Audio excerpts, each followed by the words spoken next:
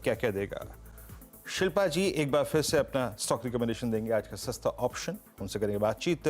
राजेश पालविया जी axis security से जो मौजूद हैं वो बताएंगे आज का एफ&ओ सुपरस्टार। चार्ट का चमत्कार कविता जी के सौजन्य से आएगा। और मिड कैप फंडा प्रकाश दीवान कुछ देर में हमारे साथ बातचीत करने के लिए जुड़ेंगे, उनसे बातचीत भी करेंगे और एक थोड़ा सा पर्सपेक्टिव उनसे ये भी लेंगे कि अर्निंग सीजन कैसा चल रहा है, कोई उनकी नई findings specially in mid cap, उससे बातचीत करना शुरू करेंगे। बट एक स्टॉक मेरे स्क्रीन पे अपीयर हुआ है अभी अभी और दैट्स टाटा मोटर्स। एक बार स्क्रीन पे लेके आइएगा। टाटा मोटर्स एक रिक्वायर्ड कूलिंग ऑफ के बाद मेरे ख्याल से आज थोड़ा सा स्ट्रेंथ दिखा रहा है। इट्स 822। यस, याद रखिएगा ये ट्रेजेक्ट्री इसकी ऑल टाइम हाई ही है। इस ट्रेजेक्ट्री में मेरे ख्याल से सेकंड या थर्ड टाइम आ रहा है ये। मानस, आपका टेक टाटा मोटर्स पर? देखिए, टाटा मोटर्स का ट्रेंड तो पॉजिटिव है। हालांकि पिछले 2-3 दिनों से हम कंसोलिडेशन देख रहे हैं। एक हर्डल भी है 825 रुपए के आसपास। लेकिन क्योंकि ट्रेंड पॉजिटिव है, मेरी राय में तो यहाँ पर अभी भी खरीदारी करने के मौके हैं। करंट लेवल्स पे खरीदारी करिए। 800 रुपए के नीचे आपको स्टॉप लॉस लगाना है। नए टारगेट जो होंगे वो 960 860 से लेकर 870 की रेंज में होंगे। टाटा मोटर्स और ये आरईसी पीएफसी का कॉम्बिनेशन जो है ना जनाब, ये बड़ा ही आज एक बार एग्रेसिव हो चला है। राजेश पालविया जी, आरईसी में तो बहुत एक क्लियर कट ब्रेकआउट है, मतलब एक बहुत अच्छा रेंज ब्रेकआउट है। अगर मैं पीएफसी को देखूं इसमें भी है। हालांकि इन दोनों में से शायद ज़्यादा बेहतरीन आरईसी प्लेस्ड है, क्योंकि अभी तक पीएफसी ने अभी वो सेकेंड वीक ऑफ दिसंबर का सप्लाई जोन पार नहीं किया। बट आई थिंक क्लियर ज़्यादा आरईसी है। आपका टेक इन दोनों में से क्या प्रेफर करना चाहेंगे आप? बिल्कुल, डेफिनेटली दोनों ही स्टॉक पसंद आ रहे हैं और हमें लगता है कि पावर प्रॉक्सी प्ले दोनों ही सेगमेंट में एक अच्छा मोमेंटम बना हुआ है। हमें लगता है आरईसी को यहाँ पे बिल्कुल बाय किया जा सकता है। जिस तरीके से यहाँ पे 4 वीक का एक कंसोलिडेशन का ब्रेकआउट यहाँ पे आते हुए दिखा है, ये स्टॉक में नेक्स्ट टारगेट हमें लगता है 480 की तरफ बढ़ते हुए दिखेंगे। तो यहाँ पे लॉन्ग साइड का ट्रेड लेने की सलाह है और यहाँ पे स्टॉप लॉस जो रखेंगे इस ट्रेड का वो होगा करीब 459 के आसपास और अपसाइड के टारगेट 470 475 तक आते हुए दिख सकते हैं। ओके, चलिए आप एक काम करते हैं, थोड़ा सा कॉल्स पूरी हो गई मेरे ख्याल से, बहुत रीजनेबल होके मैंने सारी कॉल्स पूरी कर ली। चार का चौका भी आपको बता दिया है, थोड़ी देर में आएगा। प्राइस एक्शन क्या है? इंडेक्स जितना लेके खुला, आई मीन गैप थोड़ा सस्टेन कर पा रहा है, थोड़ा सरेंडर भी कर रहा है, बट मोर और लेस उस ट्रेजेक्टरी में है। बट अनुज, आज एचडीएफसी बैंक को मैं कुछ देर पहले दिख रहा था, प्लस मैं एक और चीज़ दिख रहा था, जैसे यूएस मार्केट ने क्लोज दिया कल, है ना, हमारा एक डोमेस्टिक मैक्रो फैक्टर जो एचडीएफसी का था, उसने हमें सडनली हमारी जो ग्लोबल सेटअप था उससे पीछे काफ़ी ले आया। बिल्कुल। अब एक रिएक्शन आ चुका है। अब बाजार जब फाइनली ट्यूसडे से नॉर्मल एक रिज्यूम करेगा, सामने बजट भी खड़ा है, क्या अप्रोच होगी इंडेक्स की? नहीं, देखिए वीरू, आज के भी इंडेक्स का जो आपको मामला बता रहा है ना कि एक गैप अप थोड़ा सॉर्ट ऑफ फेल हुआ है। 21,720 तक गया। फर्स्ट रेजिस्टेंस हमारी 21,764 की थी, वहां तक भी नहीं पहुंचे।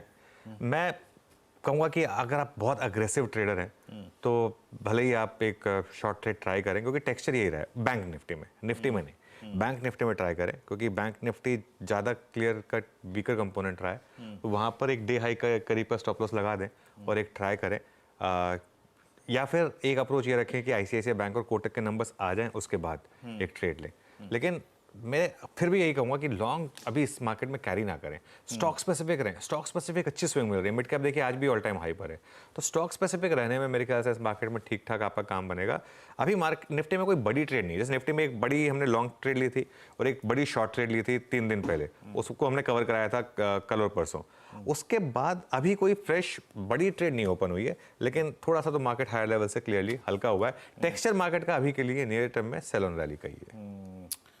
ओके, निफ्टी इस बीच करीब 21,659 पे। कल का हमारा जो स्विंग हाई था वो क्या ट्रेजेक्ट्री थी? वो मोर और लेस यही प्राइस है, 21,660 की trajectory. Bank Nifty hits 45,917, REC PFC vibrate करते हुए डी हाई पर आके ट्रेड करते हुए स्ट्रॉन्ग मूव यहाँ पे। अच्छा, एक बार पीवीआर रखिएगा और स्क्रीन पे पीवीआर को और देख लेता हूँ, फिर चार का चौका का क्रम शुरुआत करेंगे।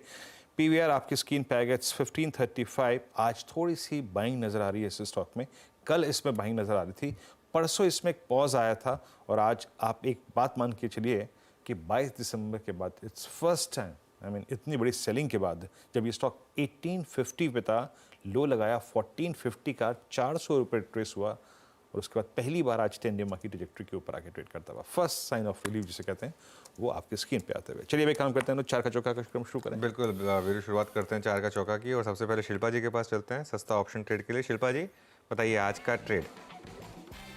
मेरा अभी सस्ता ऑप्शन रहेगा पुट के साइड में आईसीआईसीआई प्रू लाइफ में। अगर आप देखेंगे आईसीआईसीआई प्रू यहाँ पे बिलो 500 ही सस्टेन कर रहा है और एकदम डाउन स्लाइड पकड़ा हुआ है। तो स्टॉक का एक पैटर्न है कि एक बार ये जो ट्रेंड पकड़ता है उसमें बहुत अच्छे से रहता है, particularly on the down side.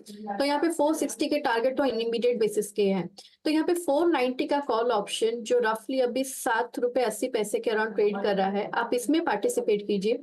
Stop loss आप यहाँ पे 4.5 का रखिए। जो पहला टारगेट रहेगा वो 13 रुपए का रहेगा। उसके बाद आप यहाँ पे 16 से 17 के भी टारगेट एक्सपेक्ट कर सकते हैं। ओके शिल्पा जी, आप कॉल बोल गई लेकिन पुट की बात हो रही है यहाँ पर, राइट? 490 put, my mistake. हाँ नहीं 490 पुट यहाँ पर लेना है। आईसीआईसीआई प्रू लाइफ थोड़ा सा वीकनेस है यहाँ पर, तो शिल्पा जी सजेस्ट कर रही हैं कि आप यहाँ पर पुट लें। एफएनओ सुपरस्टार के लिए राजेश पालवे के पास चलते हैं। राजेश जी। तो अनुज जी, कोल इंडिया पे बाय करने की सलाह। एक क्लियर अप ट्रेंड है स्टॉक में। 3-4 दिन के एक करेक्टिव मूव के बाद स्टॉक ने वापस अपने अप ट्रेंड को यहाँ पे कंटिन्यू करते हुए दिख रहा है। ओवरऑल इसके medium term long term structure bullish ही है। कोल इंडिया फ्यूचर्स में हम एक्सपेक्ट कर रहे हैं टारगेट जो आ सकते हैं अब यहाँ से 405 408 की तरफ ये स्टॉक का मूव होते हुए दिखेगा। स्टॉप लॉस जो रखना है कोल इंडिया फ्यूचर को बाय करने का वो होगा करीब 387 के आसपास। ओके, तो यहाँ पे 2 ट्रेड्स हो गए और राजेश जी का ट्रेड हो गया कोल इंडिया। मूव काफ़ी स्ट्रांग है इसमें, डे हाई की ट्रैजेक्टरी में ट्रेड करता हुआ। कविता जी, आपका चार्ट का चमत्कार। तो फर्टिलाइजर से जीएनएफसी होगा चार्ट का चमत्कार। एज ऑफ नाउ 750 के लेवल पर है, एक अच्छा मोमेंटम बनता हुआ देख सकता है। 752 को ये क्रॉस करेगा। 762 के प्राइस टारगेट के लिए जीएनएफसी पर एक बाय ट्रेड इनिशिएट करें। 742 का स्टॉप लॉस मेंटेन करें। ओके, जीएनएफसी 751.90 पे आके ट्रेड करता हुआ। अब चलते हैं प्रकाश दीवान सर से बातचीत करते हैं। आज प्रत्यक्ष रूप से नहीं लेकिन फोन लाइन के जरिए हमारे साथ हैं, और वो भी शनिवार को। प्रकाश सर प्रणाम, गुड मॉर्निंग, कार्यक्रम में स्वागत है आपको। बताइए आज मिड कैप में क्या पिक कर रहे हैं आप? Good morning Veeru.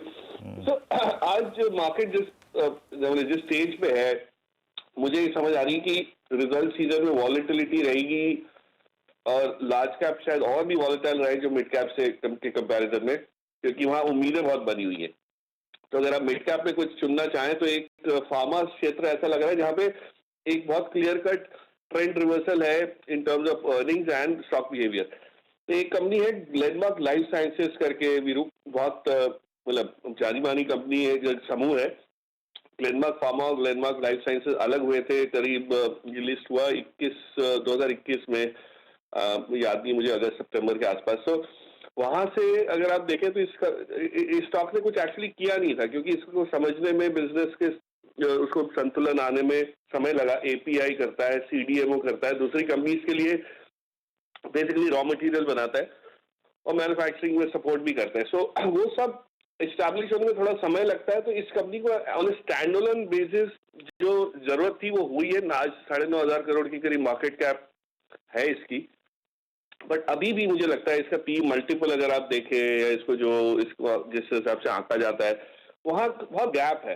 तो जैसे जैसे इस कंपनी के अर्निंग्स में क्लैरिटी आने लगेगी, विजिबिलिटी आ जाएगी, ये आपको री रेट होते हुए दिखेगा। तो ईपीएस ग्रोथ और पी मल्टीपल एक्सपेंशन दोनों का आपको बहुत बढ़िया इसमें समावेश दिखेगा।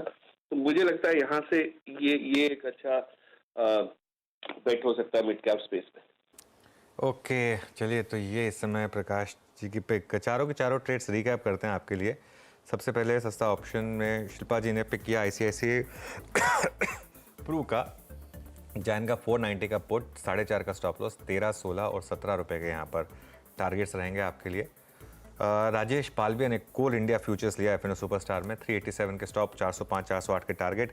कविता जी के पिक है जीएनएफसी में 742 के स्टॉप, 762 के टारगेट्स रहेंगे आपके लिए।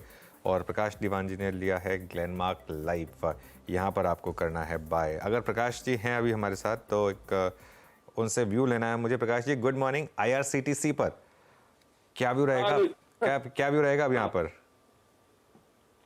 बस जिस हिसाब से सारे देश से इतना प्रेम भाव उमड़ रहा है अयोध्या की तरफ जाने के लिए, तो ये सब चीजों में आपको एक्साइटमेंट तो दिखेगी। बट आई थिंक इस कंपनी का एक्सपेंशन जिस प्रकार का दिख रहा है वो काफी हद तक प्राइस्ड इन है Anuj, and you know why I am saying, क्योंकि ये हर चीज ऑर्डर बुक के हिसाब से जो चलती है या एक्सपेक्टेशन के हिसाब से चलती है, वो आपको थोड़ी सी वल्नरेबल हो जाती है वैल्यूएशन पर्सपेक्टिव। सो स्कैर्सिटी प्रीमियम था, ऐसे बिजनेसेस बहुत यूनिक बिजनेसेस कम मिलते हैं, इसलिए इसको थोड़ा सा मल्टीपल भी हाई दिया गया।